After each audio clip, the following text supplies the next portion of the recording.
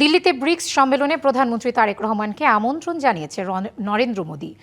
কথা জানিয়েছেন পররাষ্ট্র প্রতিমন্ত্রী শামা ওবায়দ।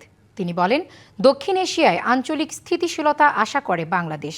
ভারতের অভ্যন্তরীণ সমস্যা ভারতই সমাধান করবে বলে আশা করেন পররাষ্ট্র প্রতিমন্ত্রী। ককরোচ জনতা পার্টির আন্দোলনে টালবাটাল দিল্লি। এ নিয়ে প্রতিবেশী দেশ হিসেবে বাংলাদেশের উদ্বেগের জায়গা আছে কিনা এমন প্রশ্ন ছিল পররাষ্ট্রমন্ত্রী শামা ওবায়দের কাছে। ভারত আরেকটি তিনি বলেন, বৃহৎ গণতান্ত্রিক দেশ হিসেবে ভারত নিজের সমস্যার সমাধান করবে বলে আশা ঢাকার। এছাড়া দিল্লিতে ব্রিক্স সম্মেলনে প্রধানমন্ত্রীকে আমন্ত্রণের কথাও জানান তিনি। অবশ্যই আনুষ্ঠানিক আমন্ত্রণ আমাদের পররাষ্ট্র মন্ত্রণালয়ে এসেছে, আমরা সেটা মাননীয় প্রধানমন্ত্রীর দপ্তরে পাঠিয়েছি।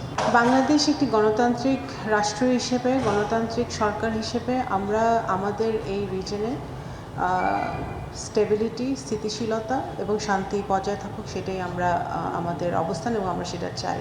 দেশ জুড়ে যে কোনো কেনাকাটায় 10,000 টাকার বেশি অফার, তাই পেমেন্ট মানেই বিকাশ। একটি গণতান্ত্রিক সরকার হিসেবে, গণতান্ত্রিক রাষ্ট্র হিসেবে আমরা আশা করব যে ভারত আরেকটি বিশ্বের বৃহত্তম একটি গণতন্ত্র, সেই গণতান্ত্রিক সরকার হিসেবে তারা তাদের জনগণের অবস্থান দেখবে এবং সমস্যা সমাধানের দিকে দ্রুত গতিতে আগাবে। সাবেক প্রধানমন্ত্রী দণ্ডপ্রাপ্ত শেখ হাসিনার সঙ্গে রাষ্ট্রপতি শাহাবুদ্দিনের ফোন কলের তথ্য পেলে পররাষ্ট্র মন্ত্রণালয় তদন্ত করবে বলেও জানান শামা ওবায়দ। এখানে কোনো ডেফিনেট কোনো খবর পররাষ্ট্র মন্ত্রণালয়ে আমরা পাইনি এই ব্যাপারে। যদি সেটা সত্যি হয়ে থাকে অবশ্যই পররাষ্ট্র মন্ত্রণালয় সেটা তদন্ত করবে, সরকারও সেটা তদন্ত করবে। আগামী সপ্তাহের শেষে ঢাকায় আসছেন দক্ষিণ ও মধ্য এশিয়া বিষয়ক মার্কিন বিশেষ দূত সার্জিও গোরে।